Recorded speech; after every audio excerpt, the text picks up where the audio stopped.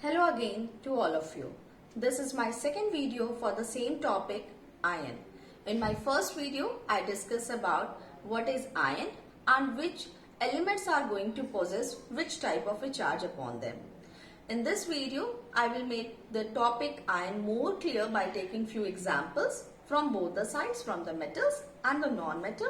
Also, I will discuss about the types of ions. So let's start now. Types of ions. So now, as we have discussed, there can be two types of ions.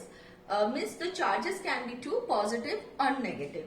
Now depending on the elements, it can be of the two types again. Now the first one is monoatomic ions. Now as the name is suggested, mono means single, one. So there can be elements or atoms which will be one in number having ions upon them. Let's take examples. Example for this will be Na plus, Mg plus 2, Fe plus 2, or it can be plus 3 also in some time. Then we have chlorine as minus here. So these are the examples of monoatomic ions. Now second type is polyatomic ions. Now here again the name is suggested poly. Poly means more than one. Here if the number of atoms is more than one, it is considered to be polyatomic ions. Now here it means that the ion or the charge will be on a group of atoms. Let's see few examples for this. SO4 2 minus, CO3 2 minus, then we have NH4 plus, H3O plus. So now here as you can see, there is a presence of more than one atom. So 1 of sulfur, 4 of oxygen, total here it is 5. And the charge is on this SO4 2 minus. So this is sulfate ion. This is carbonate ion. Which charge? Negative charge. How many charges? The number indicates the number of the charges. It means 2 charges is there. Why we write here 2? It means this specific group of atom, that sulfate ion, develops a negative charge in a number of 2 by gaining 2 electrons.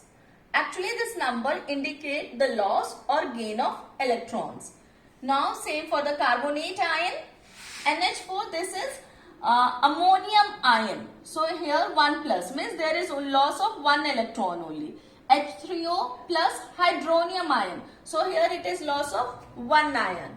So now let us make the concept of ions more clear by taking one example, and we are going to take example for each case. For metal also I will take, and for non-metal. So let us take the very common metal, that is sodium. And we know the symbol of sodium is Na. Also we know the atomic number of sodium is 11. Now after that we will write down the electronic configuration. And electronic configuration will be 2, 8, 1. Valence electrons will be 1. Now here come to the point how it will develop a charge. As I say, all the metals will lose the electrons. So this electron is removed, and thus when it is removed, this Na turns into Na plus, and here we can mention minus E. So there is loss of 1 electron, and thus it becomes now Na plus, and its electronic configuration will be here 2, 8, 1.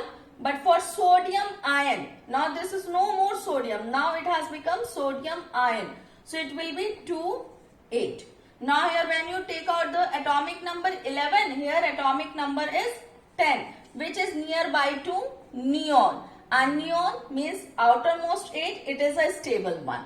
Let's take example for the non-metal. And for non-metal, the very common one, chlorine, its symbol capital C, small l.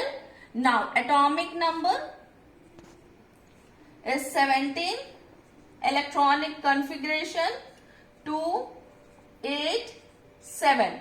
Now valence electrons will be here 7. Now valency means 1, means valency is actually the need, how much electron is needed for any of the metal to get the stability.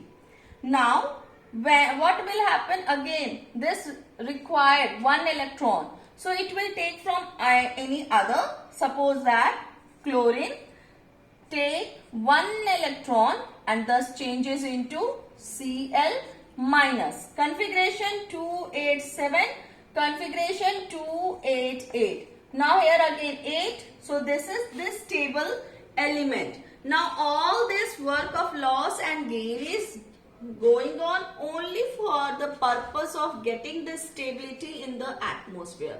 Now might you be thinking, what is this valency, valence electron and electronic configuration? So I have already prepared one video for class 10th.